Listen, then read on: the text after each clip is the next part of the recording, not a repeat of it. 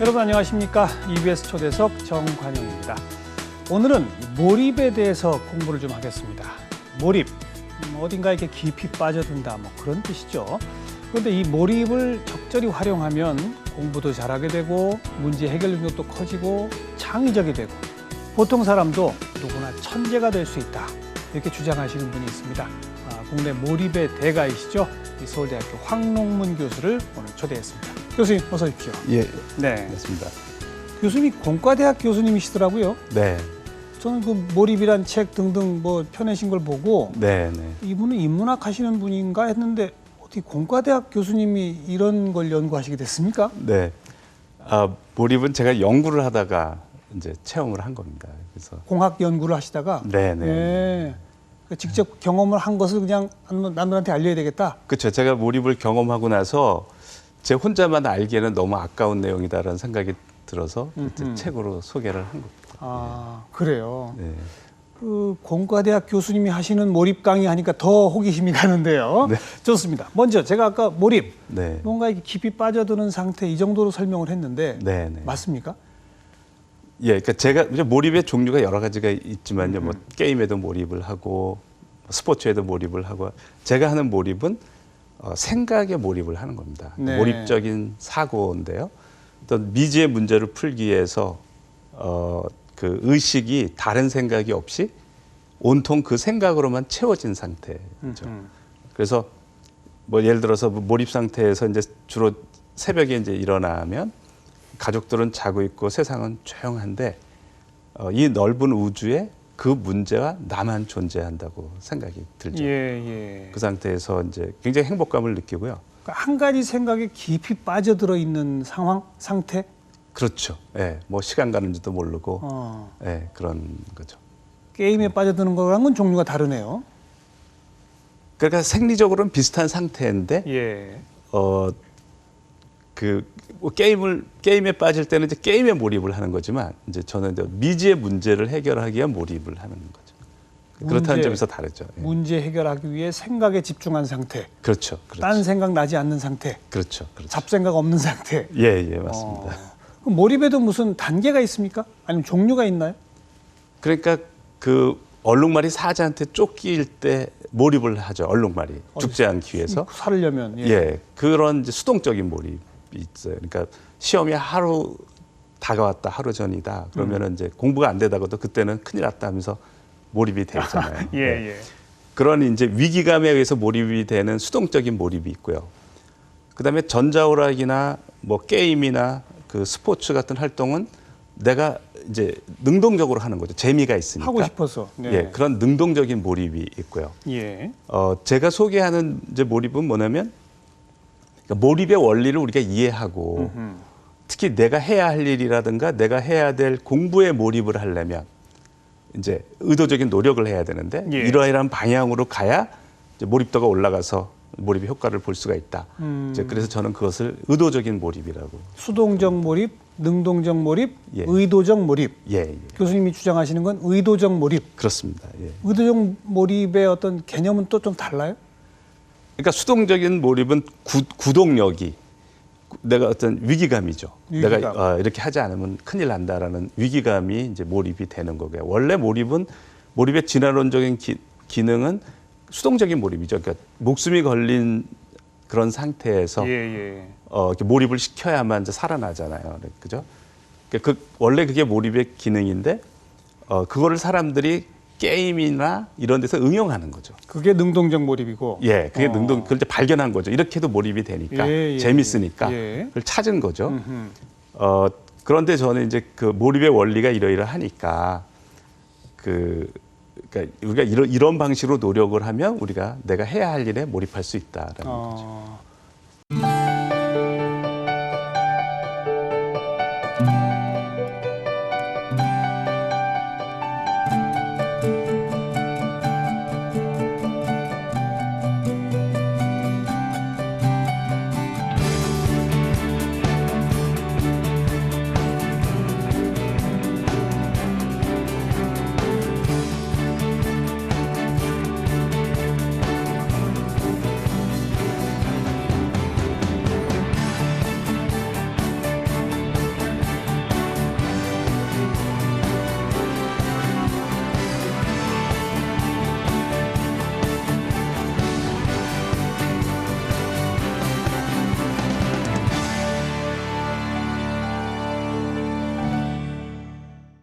그럼 그 몰입의 원리 그리고 몰입에 다다르는 방법 네. 그게 이제 오늘 공부할 주제입니다. 네네. 그 전에 네네.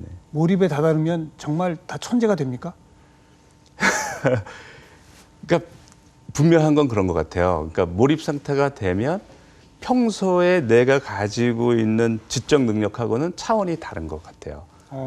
저는 그것을 마치 두뇌가 슈퍼맨의 이제 두뇌가 된 것 같다. 이제 이렇게 표현을 해요. 그 표현하는 사람마다 말이 다른데 예. 저한테 이제 그 메일을 체험했다고 보낸 어떤 학생은 IQ가 500은 되는 것 같이 느꼈다. 이렇게 얘기를 해요. 500.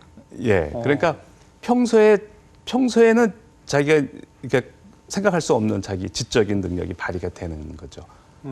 예. 그래서 본인도 깜짝 놀라죠. 야, 내가 이런 문제를 해결할 수 있다니, 이런 아이디어가 나오다니. 그러니까 진짜 그런 게 가능합니까? 예, 뭐 제가 뭐 계속 7년 동안 경험을 했으니까요. 교수님은 언제 그럼 그런 경험을 처음 하셨어요?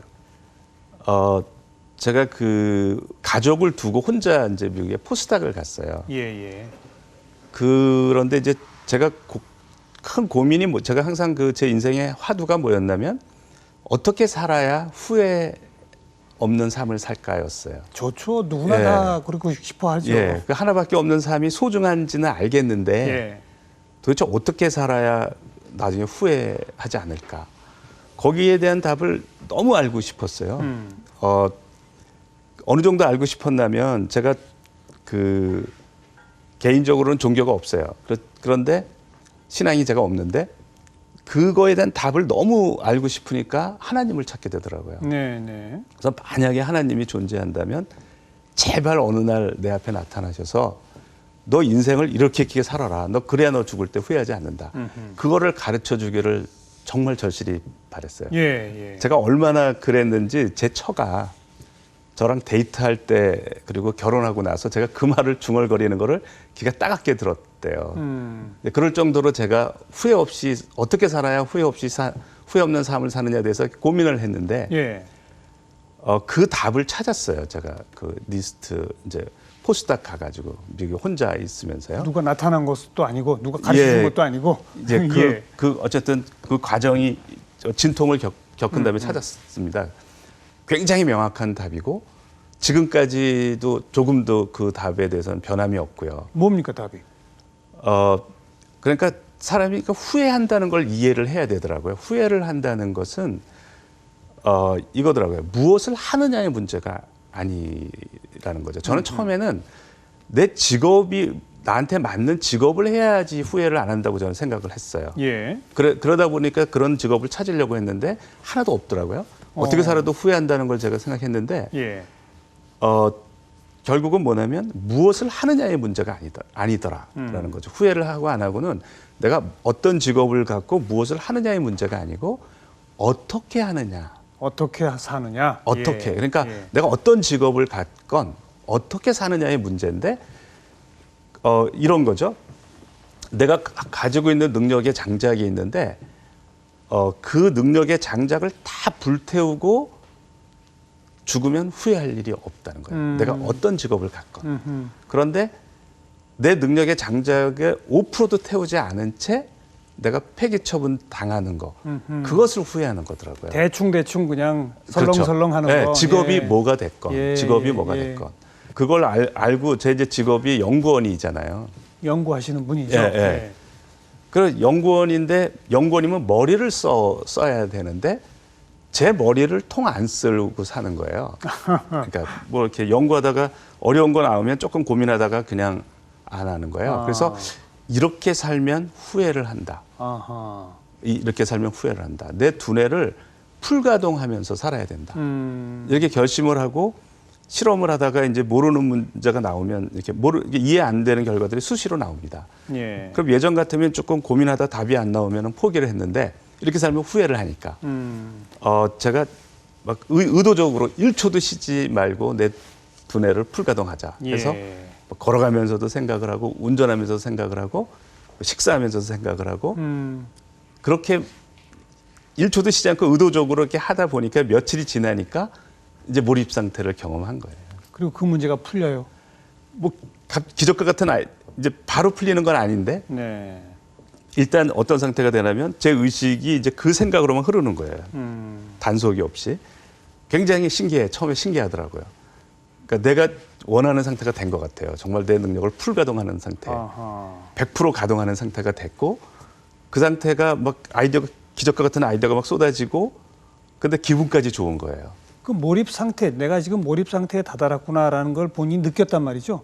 그렇죠. 예. 평소하고 너무 다르니까. 그 다른 특징들이 뭐예요, 그러면? 어떤 특징들이 보여야 이건 몰입 상태다라고 말할 수 있어요?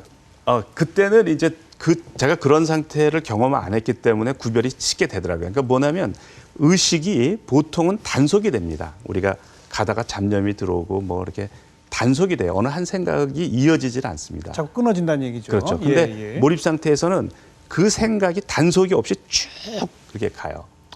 다른 생각이 들어오는 게 아니라. 그런데 이제 제가 몰입을 자주 이제 자주 하게 될 때는 몰입 상태에 들어갔는지를 구별하는 방법이 또 다른데요. 예. 이걸 이제 자꾸 하다 보면 이제 제가 이제 의도적으로 몰입도를 올리는 법을 알게 되죠. 이제 그러면은 뭐 몰입도가 80%, 90%, 이제 100%가 돼야 이제 이런 상태가 되는 거예요. 그러면 8, 90% 상태도 어떤 생각을 한두 시간은 계속 연속이 돼요. 예. 그럼 이제 이 상태에 들어갔느냐 안 들어갔느냐가 구별이 어려워요. 그때는. 그때는 어떻게 하냐면 제가 구별하는 방법이 딱 잠이 들어요. 그 생각을 하면서 잠이 들죠. 그거는 가능하죠. 의도적인 노력으로 예. 의식이 있으니까. 예. 그러다가 이제 깬단 말이죠. 이렇게 깰 때 그 생각을 해야지. 그러면 그거는 안 들어간 거예요. 그거는 몰입도의 한 8, 90% 상태고 아하. 몰입에 들어가면 딱 깼잖아요. 그럼 깨기 전부터 생각하고 있었어요. 딱 깼는데 내가 이미 전부터 생각을 하고 있었고 그 생각이랑 같이 깨는 거예요. 무슨 생각을 하다가 잠이 들었는데 깰 때 이미 그 생각을 또 하고 있다. 그러니까 깨기 전부터 하고 있었다는 걸 제가 알죠. 그럼 그건 잠자면서 계속 그 생각을 한 거네요, 사실은. 그렇게 느껴져요. 그러니까 그게 화두선에서 말하는 숙면 이려가 그런 의미인 것 같아요. 그런 게 가능합니까? 그게 되더라고요. 그 상태가 되면 그 화두선에서 이제 동정이려라는 게 있고요. 앉으나 서나 이제 그 화두만 붙들고 있는. 그다음에 몽중이려라고 있어요. 꿈속에서도 화두를 붙들고 있는. 그다음에 숙면이려라는 게 제가 말하는 그런 이제 제가 말하는 몰입 상태고요. 예. 동정이려 상태에서 나오는 아이디어의 그 빈도하고 질하고 빈도하고 몽중이려가 훨씬 낮습니다. 몽중이려 상태의 아이디어가 훨씬 낮은데 숙면이려가 되면 또 몽중이려하고는 차원이 달라요. 아이디어가 5배에서 10배 정도는 더 잘 나와요. 그래요. 네, 예. 지금 불교 용어를 쭉 말씀하시는데 네네. 불교의 삼매경 네네. 비슷한 건가요? 몰입하고? 예, 제가 이제 많은 사람분들이 제가 그 몰입 얘기를 듣고 그게 화두선의 삼매랑 비슷한 것 같다라고 얘기를 많이 하셔서 제가 이제 읽어봤어요. 그랬더니 제가 볼 때는 똑같더라고요. 제가 볼 때는. 근데 단지 이제 그걸 종교적인 활동으로 하는 분들이 있고 저는 제 문제 해결을 그 문제가 화두인 거지 그거만 다르지 똑같더라고요. 그걸 기술하는 상태는 똑같더라고요. 그 상태에 빠지면 시간 가는 줄도 모르고 네. 계절 바뀌는 줄도 모르고 그럴 수까지 있겠네요.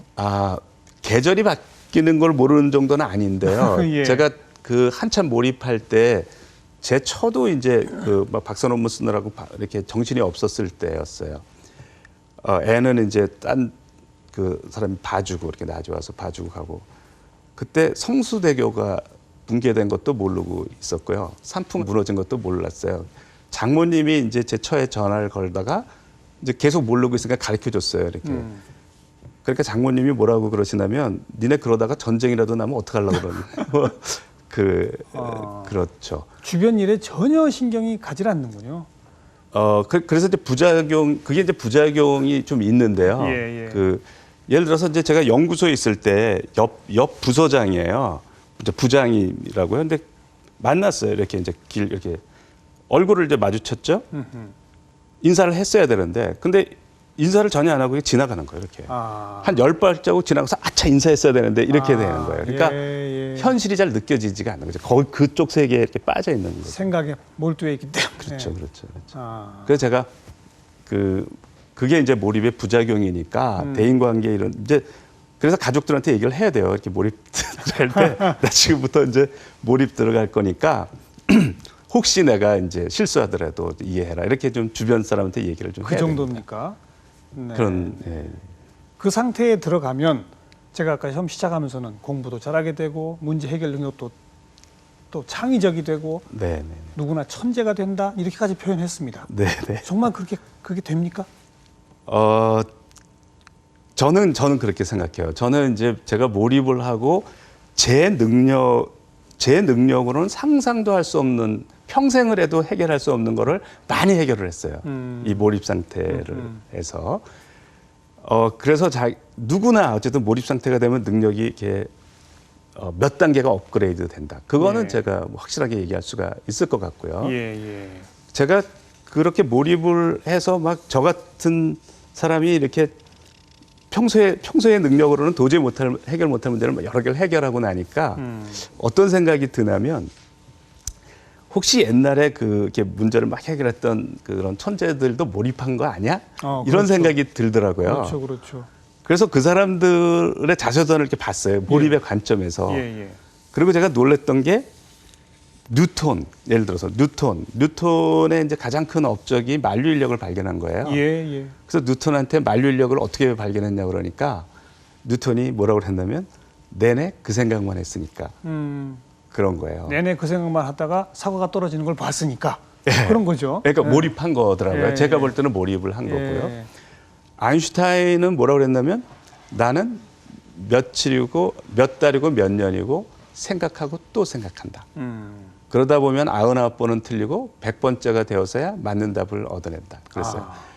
하나같이 다 몰입을 한 거더라고요. 예. 그래서 저는 이제 제 경험이 그렇고 또 그분들의 얘기도 그렇고 그분들 얘기뿐만 아니라 뭐 많은 노벨상 수상자들 얘기를 들어보면 아주 공통점이 있어요. 몰입을 했더라고요. 네. 그래서 저는 제가 하고 싶은 얘기는 우리가 뉴턴이나 아인슈타인의 머리를 가질 수는 없지만 그분들이 했던 몰입적인 사고 그것을 흉내만 내도 따라만 해도 엄청난 능력을 발휘한다라는 겁니다. 네. 아니죠. 뉴턴이나 아인슈타인도 이런 몰입의 훈련을 통해서 그 두뇌를 갖게 된 걸 수도 있는 거 아닙니까? 저는 그렇게 이해를 합니다. 그렇죠. 그래서 지금 현재 뇌과학자들이나 재능 연구자들이 얘기하는 거는 지적 재능은 선천적인 것이 아니고 후천적인 것이다라고 얘기를 합니다. 예. 그런 관점에서 봤을 때 그 아인슈타인이 한 얘기가 있습니다. 그게 참 그 의미가 있는데요. 아인슈타인이 뭐라고 그랬냐면 나는 머리가 좋은 것이 아니다. 단지 문제가 있을 때 남들보다 좀 더 오래 생각할 뿐이다. 네. 그러니까 지금 재능 연구가들의 말에 딱 들어맞는 거예요. 그러니까 결국 아인슈타인도 어릴 때부터 문제가 있을 때 포기하지 않고 생각함으로써 머리를 계속 발달시킨 거예요. 그래서 그런 두뇌를 갖게 됐고 또 그런 큰 문제를 해결할 수 있었던 그럼 그런 지적 능력이 선천적인 것이 아니라 후천적인 것이다라는 거 아니겠습니까? 네네. 그런 걸 혹시 뭐 공과 공학 교수이시니까 네네. 과학적으로 입증된 무슨 사례 같은 게 있나요? 재능이 후천적이다라고 하는 거는 뭐 역사적으로 여러 책이 있어요. 예를 들어서 칼 비테라는 사람이 있습니다. 칼 비테가 목사였는데요. 예. 이분이 1800년대에 이제 재능이 이분은 후천적이라고 주장을 했는데 그 당시는 독일에서 유럽에서도 재능이 선천적이라고 대부분 믿고 있었답니다. 네네. 근데 이분은 이제 아니다 후천적이다. 그래서 이제 내가 증명을 하겠다.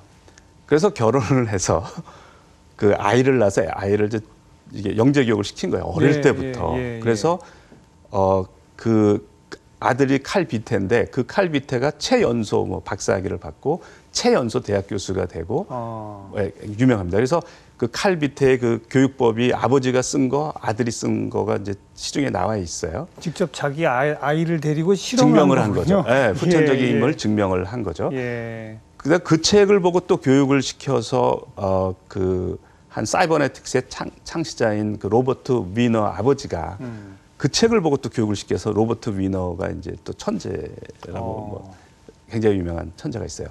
그래서 뭐 그거는 이제 증명이 됐습니다. 근데 그걸 더 과학적으로 체계적으로 한 것이 그 앤더스 에릭슨 그 교수가 그분이 이제 1만 시간의 법칙을 이제 그분이 얘기를 한 건데 그분이 박사 논문이에요. 그러니까 처음에 그분이 베를린의 그 뮤직 아카데미에 거기서 이제 그 세계적인 바이올리니스트 그 혼자 독주를 하는 그런 사람들하고 또 그 사람만큼은 못하지만 그 오케스트라단의 이제 단원이 될 정도로 그렇죠. 이제 하는 우수한 사람. 예. 그다음에 그 정도가 안 돼서 이제 학생들 레슨을 가르치는 사람. 그 세 부류를 놓고 무엇이 이 차이를 만들었느냐를 이제 연구를 한 거예요. 네네. 그래서 이 사람들의 모든 자료를 다 조사를 한 겁니다. 좋은 선생님을 만났나? 뭐 좀 음악을 일찍 시작했나? 뭐 이런 걸 다 조사를 했어요. 다 조사를 했는데 아무것도 상관관계가 없더라는 거예요. 아무것도 없고 예. 딱 상관관계가 하나가 있는데 그 최고의 실력을 가진 사람은 20살까지 20살까지 1만 시간의 연습을 했다는 겁니다. 20살 되기 전에. 예, 20살 초반까지 1만 시간을 연습을 했고 그다음에 오케스트라 단원에 들어가는 우수한 사람은 7,500시간. 레슨을 가르치는 정도 사람은 5,000시간. 그러니까 그 예외가 없더라는 거예요. 그러니까 그렇게 명확하게 숫자로 딱 나와요. 예, 그분이 그러니까 1만 시간을 연습을 하고 오케스트라 단원에서 연주하는 사람 한 명도 없고 7,500시간을 연습하고 혼자 그 이렇게 연주자, 솔로 연주자. 예, 솔로 연주자가 된 사람도 하나도 없더라는 거예요. 그러니까 10,000시간 이상이면 솔로 연주자. 네네. 7,500시간이면 네. 교향악단 수준. 네네네. 야, 그렇게 입증이 되네요. 그래서 그게 이제 1만 시간의 법칙이라고 알려진 거죠. 그런데 이제 그 이후로 많은 사람들이 이제 그걸 한 거예요. 그래 1만 시간 하면 나도 세계 최고가 될 수 있다. 예. 그런데 어떤 사람이 뭐 2만 시간을 했는데도 안 되는 거예요. 그래서 이제 그분이 거기에 대한 추가적인 연구들이 많이 돼 있는데 아무렇게나 연구를 하면 아무렇게나 노력을 하면 안 되고 신중하게 계획된 연습을 해야 된다. 그 원어로는 deliberate practice라고 그래요. 신중하게 계획된 연습. 예. 그래서 그 신중하게 계획된 연습을 해야 된다. 그럼 신중하게 계획된 연습인가 뭐냐면 이런 겁니다. 레슨을 안 받고도 바이올린을 할 수가 있죠. 예. 그렇게 하면은 10만 시간을 해도 5,000시간을 레슨을 받고 연습한 사람보다도 못해요. 잘못한 걸 지적받으면서 고쳐가면서 그렇죠. 하는 그런 이게 게 틀리게 연습을 하는데 그걸 고쳐줄 사람이 없으니까. 그래서 신중하게 계획된 연습은 자기가 잘못된 거를 즉각 고쳐야 된다는 겁니다. 잘못된 거를 지적을 받고 예. 또 이제 레슨하는 선생님이 있으면 어떻게 하냐면 내가 실력이 이만큼 왔으면 여기에 또 도전할 만한 과제를 또 주죠. 그렇죠. 거기서 계속 머물게 하지 않고 맞아요. 또 도전할 걸 계속 주죠. 그래서 능력의 한계에 계속 도전을 해야 된다는 겁니다. 그게 이제 딜리버리 프랙티스인데 어떻게 이해하면 되냐면 TV 프로에 그 생활의 달인이라고 하는 예. 프로가 있어요. 예. 그분들이 이제 능력이 확 올라간 거죠. 이렇게. 그런데 어떤 사람은 10년, 뭐 30년을 해도 달인이 안 되는 사람이 있어요. 같은 분야에서. 또 어떤 사람은 10년을 했는데 달인이 된 사람이 있고요. 그러면 이 차이를 보면 이 사람은 신중하게 계획된 연습을 한 거고요. 네. 달인이 안 된 사람은 아무리 오래 해도 달인이 안 된 사람은 신중하게 계획된 연습을 안 한 거예요. 근데 요 두 차이를 잘 보면 뭐냐면 이런 겁니다. 만약에 내가 역기를 한다 그러면 내가 들 수 있는 한계가 60kg예요. 그런데 내가 20kg만 들어요. 그러면 저는 평생을 가도 60kg 이상을 못 듭니다. 그렇죠. 그런데 60kg에 도전을 해요, 제가. 그 힘들죠. 힘들어서 안. 근데 거기에 도전을 막 하면은 어느 날 65kg를 들게 되고 또 계속 도전하면 70kg를 들게 되고 나중에는 100kg 이상을 들게 돼서 달인이 되는 겁니다. 그렇죠. 그러니까 우리의 능력은 그 한계에 자꾸 도전을 하면서 확장이 된다는 거죠.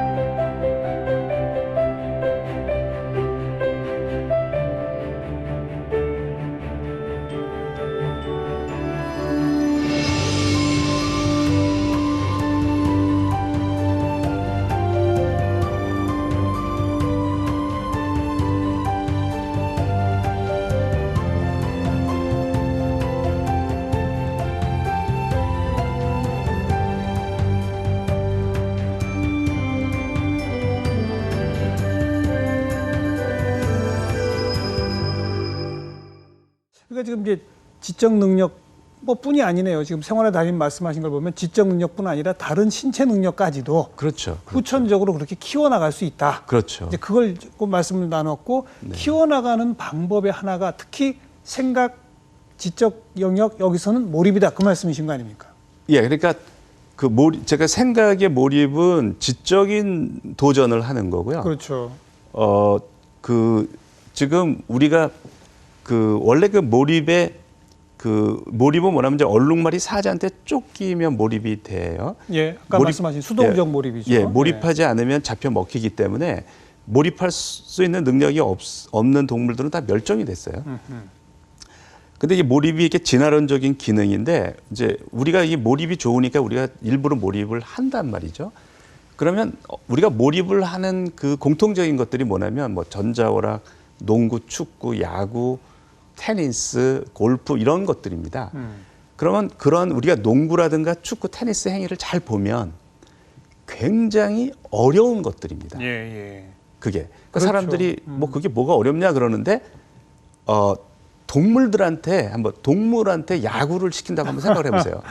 불가능하잖아요. 예, 예. 굉장히 어려운 거예요. 예. 그러면 굉장히 어렵다는 얘기는 도전이 필요한 겁니다. 그렇죠. 내가 혼신을 다해서 노력을 해야만 잘할 수가 있게 돼. 그런 거에만 우리가 몰입이 되는 거죠. 잘하기가 어려운 것. 예, 그러니까 내가 혼신을 다하지 않으면 안 되는 거죠. 그래서 이렇게 혼신을 다해야만 몰입이 되고요.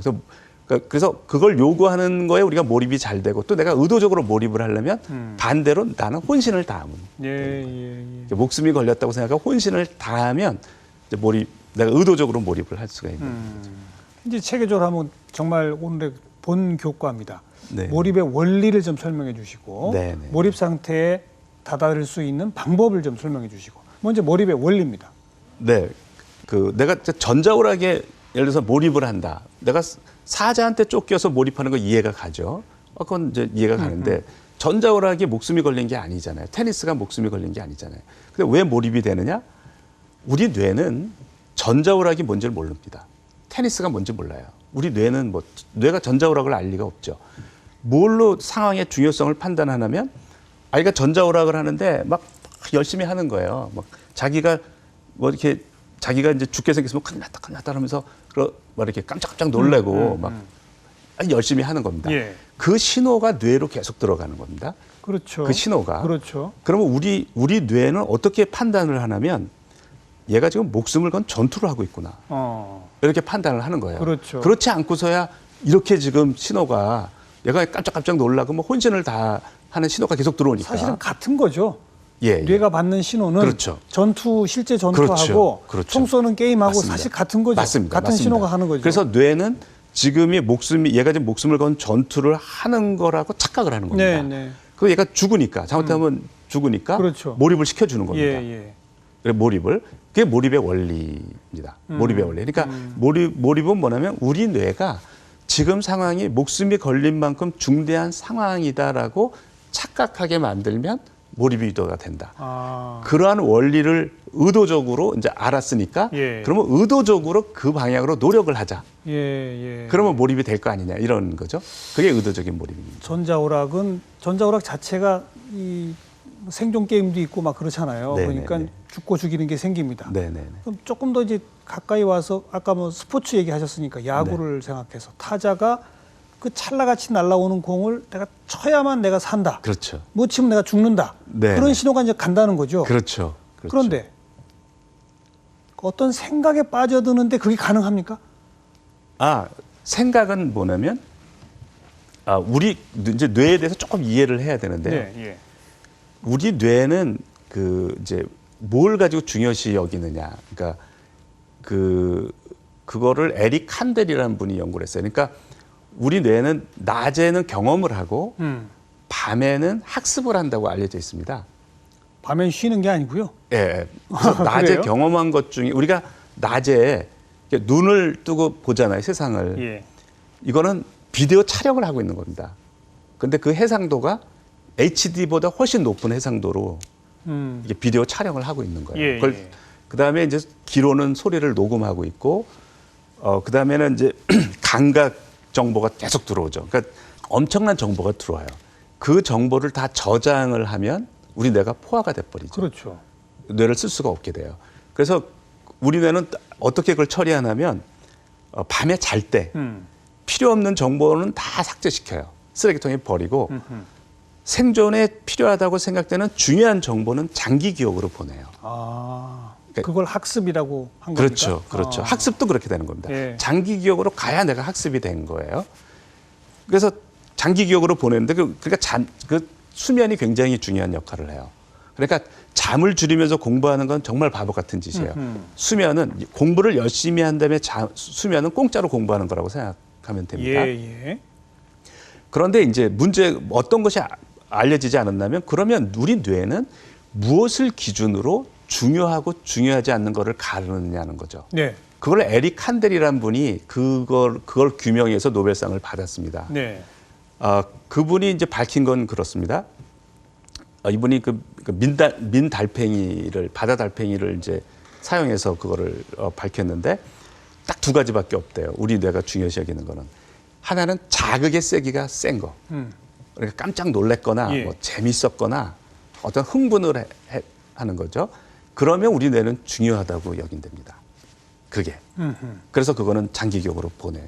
그러니까 어릴 때 내가 소스라치게 놀랐던 어떤 경험은 지금도 생생하게 기억을 하고 있잖아요. 예. 그게 이제 우리 뇌는 자극이 센 거는 중요하다고 여기는 거예요.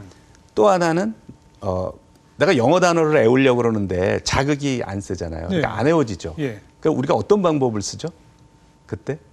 그 뭐 다른 거랑 이렇게 그 연관시켜서 외우기도 하고 네. 막 그런 방식 하지 않나요? 반복을 하죠. 이렇게. 아, 반복하는 거. 네, 그건 반복. 기본이고요. 예. 예. 우리 뇌는 반복을 하면 중요하다고 여긴답니다. 아, 예. 우리 뇌는. 예. 그래서 우리가 이제 반복하는 건 쉽잖아요. 반복하는 건 반복하면 되니까. 생각을 계속하면 그게 반복입니다. 안 풀리는 문제를 계속 생각하면 그 뇌한테는 그게 반복이에요. 네. 그죠? 계속. 그런데 이제 그래서 반복을 하는 건 쉬운데 그러면 자극을 세게 하려면 어떻게 해야 되느냐? 목표를 가지면 그러니까 우리는 목표를 설정하면 이제 중요해져요. 굉장히 간단하게 제가 쓰레기통에다가 휴지를 이렇게 던져서 이렇게 넣으려고 그래요. 저기 맨 밑에 떨어져 있는. 예. 그 이제 목표가 있는 거죠. 그렇죠. 저기에 넣으면 성공한 거고 못 넣으면 이제 실패한 거죠. 꼬린 시켜야죠. 그렇죠. 예. 그래서 그 목표를 설정해서 던졌는데 골이 되면 나는 기쁘죠. 기분이 좋죠. 이게 실패를 했어요. 그러면 기분이 짜증이 나죠. 그 얘기는 뭐냐면 목표를 세우자마자 그 쓰레기를 던지는 행위가 예. 의미가 생긴 거예요. 자극이 큰 거죠. 어허. 내가 기쁘고 짜증이 난다는 얘기는 자극이 크다는 거거든요. 그러니까 우리는 목표만 설정하면 맹목적으로 목표를 추구하는 그걸 우리가 본능적으로 가지고 있어요. 모든 게임이 스포츠가 그런 겁니다. 그렇죠. 잘 그렇죠. 보시면. 예. 그러니까 월드컵 축구를 하는데 외계인은 이해를 못할 거예요. 선수들이 미친 듯이 공 이렇게 하고 관중들이 열광을 하는데 저게 밥이 나와 떡이 나와. 우리는 목표를 설정하면 맹목적으로 목표를 추구하는 예. 걸 가지고 있어요. 그러니까 목표를 설정하면 자극이 커지는 거죠. 목표를 세우고 반복하면 그렇죠. 센 자극과 반복이라는 두 그렇죠. 가지가 다 장기 기억으로 간다. 맞습니다. 예, 그럼 내가 A라는 문제를 풀려고 하는 겁니다. 그 목표가 설정이 된 거죠. A를 풀어야 되는 거니까. 목표를 설정해 놓고 반복한다는 거는 뭐냐면 이게 풀려버리면 끝나요. 그런데 그렇죠. 안 풀리는데 나는 계속 생각을 하는 겁니다. 계속. 1초도 쉬지 않고. 그러면 계속 반복이 되는 거죠. 그러면 그거를 그냥 며칠간 계속하면 우리 뇌는 이 문제가 얼마나 중요하길래 얘가 1초도 쉬지 않고 이것만 생각하냐. 그 반복이 계속 반복해서 들어오니까 그걸 생각하는 행위가 이거 해결 못하면 얘 죽나 보다. 해서 몰입이 되는 거예요. 그게 삼매다라는 거. 그리고 그런 몰입 상태에 가면 뇌가 IQ 500 된 것처럼 더 활발해지면서 해법이 나오더라. 예, 그거 제가 그 과정을 하도 반복으로 경험해서 이제 그 과정을 아는데 이틀째가 되면 그게 이제 한 3일이 걸려요. 첫날은 뭐 아무 진전이 없어요. 아무리 생각해도 딴 잡념만 들어오고 그런데 이제 계속 포기하지 않고 해야죠. 이튿날 하면은 이제 아이디어가 나와요. 이렇게 나오는데 첫날의 아이디어는 아무런 필요가 없는 아이디어. 진짜. 그래요? 예. 근데 이제 둘째 날 아이디어는 조금 쓸모가 있는 아이디어가 나와요. 그렇지만 뭐 대단한 아이디어는 아니에요. 뭐 그래서 저는 그걸 하면서 막 웃음이 나와요. 저는 왜냐하면 그걸 하도 이제 저는 의도적으로 하는 거잖아요. 아, 뇌가 지금 이제 얘가 또 이제 목숨이 걸렸다고 생각하고 이제 난리가 났구나. 그게 저는 이제 알고 있는 거죠. 그러니까 근데 문제는 너무 어려운 거예요. 제가 지금 도전하는 문제는 너무 어려우니까 지가 못 푸는 거예요, 그거를. 못 푸니까 어떻게 하냐면 근데 얘는 이거 못 풀면 죽는다고 생각하는 거예요. 그래서 아이디어를 주는데 이거 가지고 어떻게 안 되겠니? 뭐 그러는 것 같아요, 저는. 그렇죠. 그럼 뭐 중고등학교 학생들이 네. 공부를 잘하게 하는 방법이라고 치면 네네. 그럼 목표는 뭐고 어떻게 해야 되는 거죠? 아, 이제 조금 달라요. 그러니까 제가 하는 그 몰입하고 조금 다른데, 제일 쉬운 거는 제가 하는 몰입하고 가장 가까운 거는 그리고 저는 그게 교육적인 효과가 가장 좋다고 생각하는데 수학이나 어떤 물리 문제, 화학 문제, 과학 문제죠. 뭐 지구과학 문제 다 마찬가지일 것 같은데 그런 문제들 중에는 어떤 게 있냐면요. 내용은 다 알아요. 제가 내용은 다 아는데 문제를 못 풀겠는 거야. 그런 게 있어요. 그런 문제는 제가 그 몰입해서 들어가는 상태랑 똑같은 상태입니다. 제가 어떤 저희 학교의 난제를 해결하는 거랑 똑같은 상태죠. 목표가 있는 거예요. 목표가 있고 안 풀리는 거예요. 거죠. 똑같은 상태죠. 그거를 톡 풀으라는 거죠. 그거를 제가 했던 방법처럼 반복해서 포기하지 말고 이제 이거는 이제 포기하지 말고 그거를 해답을 보지 말고 풀면 제가 한 거랑 똑같은 상황이 됩니다. 되는데 저는 이제 난제지만 이거는 되게 10분 만에 풀리고 이래. 이게 너무 오랫동안 못 풀면 지쳐니까 그러면 이제 좌절을 하니까 초보자들은 이제 한 1, 20분 정도 만에 풀리는 난이도. 저는 5분이나 10분 뭐 이렇게 그걸 하라는 거죠. 그걸 하면 화두선을 한다고 생각하면 되죠. 그 문제를 풀려고 계속 생각을 하는 거죠. 그러면은 5분, 10분 만에 푸는 거죠. 그러면 이제 어떻게 되냐면 처음에는 굉장히 괴로워요. 막 그 진전이 없고 막 굉장히 막 괴롭죠. 그러다가 죽어도 안 풀릴 것 같아요. 처음에는. 그러다가 한 5분이나 10분 있다가 풀리는 거죠. 그러면 이거는 뭐냐면 이렇게 이해하시면 돼요. 화두선을 하는데 5분이나 10분 만에 풀리는 이제 화두를 잡은 거라고 생각하면 돼요. 근데 5분, 10분이 지나는데도 안 되면 그거보다 조금 낮은 단계 문제. 그렇죠. 그렇게 해야 되겠군요. 그걸 조정을 처음서부터 어려운 거 하면 다 질려버리고요. 그러니까요. 그래서 처음서부터 그렇게 하면은 이제 딱 풀었잖아요. 그러면 쾌감을 느끼는데 그게 도파민 쾌감입니다. 재미가 있어요. 처음에는 그게 재밌는지를 잘 몰라요. 그냥 내가 뒷걸음 치다가 어떻게 풀었다 이제 이렇게 생각을 하죠. 그런데 그걸 2번, 3번, 10번, 20번 경험하면은 항상 그러네. 이게 우연이 아니네. 그런 경험을 반복해라. 그렇죠. 그러면 그때마다 이제 사람이 자기의 지적인 능력의 한계를 넘는 거를 해결했을 때 그 쾌감이라는 거는 쾌감도 쾌감이지만 만족감, 보람 이런 걸 느껴요. 그럼요. 그러니까 전자오락에 몰입하면 그때는 재밌지만 후회가 남아요. 그런데 이런 거는 그 만족감이 남습니다. 그래서 훨씬 그 임팩트가 크죠. 그러니까요. 그런 걸 반복하다 보면 처음에는 그게 이제 5분, 10분 정도였다가 나중에는 30분이 될 것이고 그렇죠. 자연스럽게 1시간, 2시간씩의 몰입이 되는 그런 연습이 된다 이거로군요. 그러면 이제 어떻게 되냐면 제가 이제 경험을 하고 또 많은 그 얘기를 합니다. 처음에 5분, 10분 쭉 해요. 처음에는 그것도 괴로워요. 그런데 그거를 이제 수도 없이 하면 뭐 수십 문제, 수백 문제를 그렇게 하잖아요. 그러면은 어떤 걸 본인이 알게 되냐면 5분 만에 풀린 문제보다 20분 만에 풀린 문제가 더 재밌어요. 더 재밌다. 더 재밌어요. 그러다가 어쩌다가 1시간 걸릴 때도 이제 있는 거예요. 그러다가 그게 더 재밌어. 그걸 알게 돼요. 도파민 자극이 더 세지는 거군요. 그렇죠. 그래서 그렇다고 해서 1시간 걸리는 거를 계속 풀지 말고 저는 가끔 섞으라는 거죠. 그러니까 5분, 10분 만에 하다가 가끔 이제 30분, 1시간이 걸리는 거예요. 그러면은 그게 더 재밌다는 걸 알게 돼서 이제 이렇게 10분 만에 안 풀리잖아요. 1, 20분 만에 안 풀리면 어떤 생각이 드냐면 반가운 생각이 들어요. 이제 한번 도전 과제가 생겼다. 야, 이제 또 걸렸다. 이거. 드디어 이제 왜냐하면 재미를 경험했기 때문에 이제 반갑죠. 그래서 요거 이제 그걸 이제 딱 남겨놓죠. 그 다음 문제 진도 때문에 딴 걸 하는데 그러놓고 이제 그거는 시간 날 때마다 공략을 하는 거예요. 뭐 걸어가거나 지하철 타거나 그러다가 딱 풀리죠. 이제 그런 거를 계속 경험을 하면 어떻다는 사실을 알게 돼. 그게 이제 저는 이 교육에서 가장 중요한 것 중에 하나인데 답이 보이지 않는다고 해서 안 풀리는 게 아니다. 그거를 계속 생각을 하면 풀린다.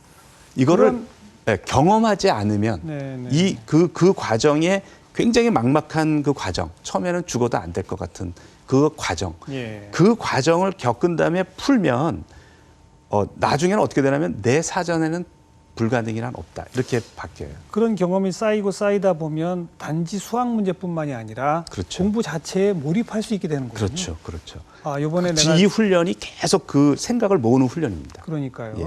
그렇게 되면 잡생각 안 할 수 있고 집중해서 그렇죠. 공부할 수 있고 그렇죠. 뭐 암기 과목도 더 잘 외워질 수가 있고. 그러니까 암기 과목을 암기만 하는 사람은 못하는 사람이고요. 그걸 이해하면 훨씬 암기가 쉬워요. 이해하면서 암기하는 그거를 거죠. 이제 지적인 능력이 올라갔기 때문에 예. 머리가 좋아진 거거든요. 그렇기 때문에 이해를 하죠. 그러니까 이렇게 공부한 사람은 이렇게 무조건 애우려고 그러질 않아요. 이해를 하려고 그래요. 그러면 이해를 하고 애우면 이게 쉽게 애워. 그런 방식으로 학습 능력이 올라가는 증진되더라. 예. 결국은 생각하는 힘을 키우는 교육. 그렇죠. 근데 우리의 교육은 요즘 조금씩 변한다고는 하지만 여전히 시험 대비, 사지선다형, 주입식, 암기식 이거 아닙니까? 그렇죠. 그러니까 그 교육열은 높은데 굉장히 효과가 없는 거죠. 재미도 없고 실제로 머리가 발달되는 것도 아니고.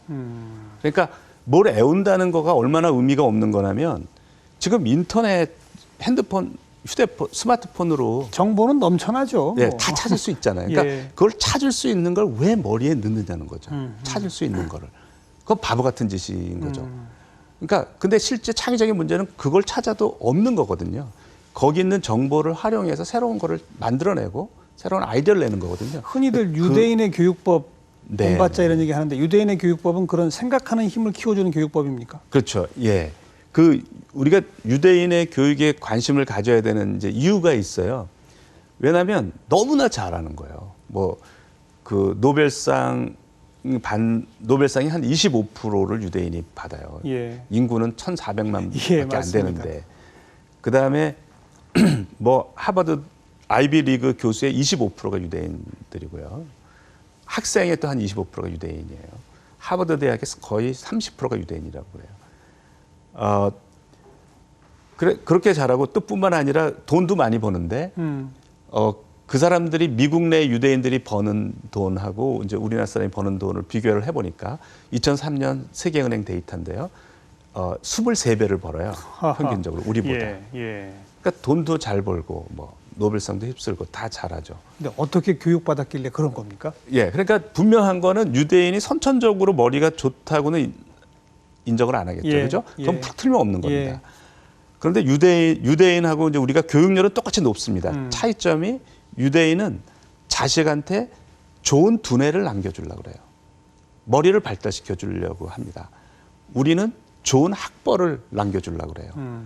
그 차이가 모든 차이를 만든 겁니다. 그 사람들의 전략이 더 현명했던 겁니다. 하브루타 방식이라는 게 있습니다. 하브루타 방식은 서로 학생들끼리 마주보게 만들어서 계속 그 토론을 하면서 공부를 해요. 어떤 내용을 공부할 때 이제 그렇게 해서 계속 그 지적인 경쟁을 시키는 거죠. 토론이라는 거는 계속 지적인 자극을 주고 도전을 주는 건데 저는 우리가 그런 문화를 이렇게 들여오기는 쉽지가 않아요. 이렇게 문화라는 건 쉽게 안 바뀌거든요. 그래서 유대인의 그런 오랜 전통의 문화를 갑자기 도입하기는 어렵다. 우리가 그쪽으로는 가긴 가야 되지만 그거는 시간이 걸릴 거라고 봅니다. 그런데 저는 그 원리를 알면, 그러니까 지적인 도전이다. 핵심은 그러니까 지적인 능력은 후천적이고 그거를 발달시키려면 계속 지적인 한계에 계속 그게 신중하게 계획된 연습이다. 그래서 그거를 어릴 때부터 애가 싫어하지 않게 그거를 잘하면 재미가 있고요. 그러니까 도전은 쉬우면 재미가 없고요. 그러니까 전자오락을 할 때 보면 알아요. 애들이 쉬운 건 안 한다고요. 너무 그렇죠. 쉬운 거. 도전하려고 하죠. 또 너무 어려운 것도 안 하고 자기가 혼신을 다해야만 되는 그때가 제일 재미있는데 똑같이 그 원리를 그대로 적용하면 돼요. 자, 그 정도의 가능하다면 우리 교육의 전체 문화와 틀을 정말 질문하고 토론하고 하는 시계로 조금씩이라도 바꿔 나가야 되는 게 맞는 방향이고. 네, 그렇죠? 네, 당장 거기까지 못 간다면 네, 아이들 하나하나의 수준에 맞는 지적 도전 과제, 예, 그걸 끊임없이 자극적으로 주는 교육. 네, 네. 그래서 그 아이들이 그걸 성취해내면 스스로 어떤 기쁨을 느끼도록 하는 그런 그렇죠. 교육. 그렇죠. 이런 교육이 필요하겠다. 예, 그러면 그 기쁘면 그게 도파민이 나와요. 그래서 반복하게 되죠. 본인 스스로가. 게임에 빠진 거랑 똑같이 빠집니다. 아. 재밌으니까. 아하. 재밌으니까. 예, 예. 예. 그래서 그 재미가 유도돼서 또 하고 이렇게. 그렇게 해서 자기 지적 능력이 커지고 반복해서 거기에 즐거움을 느끼게 되면 그거는 공부만 잘하는 게 아니라 그렇죠. 나중에 어디 직장에 가서도 어떤 문제도 해결을 잘하죠. 해결사가 되죠. 직장에서도 헤쳐나가야 할 문제를 남들보다 더 창의적으로 풀 수 있고. 그뿐만 아니라 아주 어려운 문제가 닥쳤잖아요. 그러면 다들 못 하잖아요. 답이 예, 안 보이니까. 예. 근데 얘는 어릴 때 답이 안 보이는 문제가 한 달 만에 풀리기도 하고 수도 없이 그런 경험이 있으니까 아무리 어려워도 어떤 하면 처음엔 다 이래. 처음엔 죽어도 안 풀릴 것 같아. 그렇지만 10분 생각하면 달라지고 1시간 생각하면 달라지고 일주일 생각하면 달라져. 예. 경험을 했으니까. 그러니까 그런 어려운 난제가 어떤 회사에서 해야 될 일에 대해서 포기를 안 해요. 그러니까 도전 정신이 있는 거죠. 네. 몰입은 궁극적으로 사람을 행복하게 한다 또 이렇게 말씀하셨죠. 네. 정말 행복해지나요?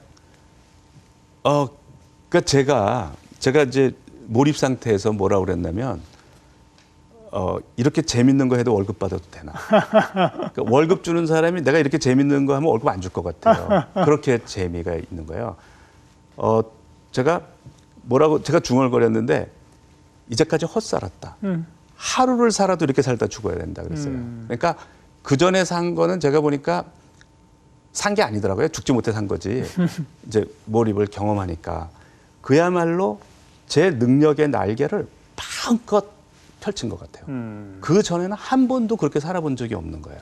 왜 그랬는지는 모르겠지만 날개를 접고 조심조심 이렇게 살았던 것 같아요. 그런데 진짜 뒤돌아보면 한치의 후회 없이 제 능력의 날개를 푸른 하늘에 마음껏 펼친 것 같아요. 네. 그래서 뭐 행복뿐만 아니라 자아실현 이제 그런 거를 경험하는 거죠. 모두가 천재가 될 수 있는 거죠. 예, 저는 그렇게 생각합니다. 예.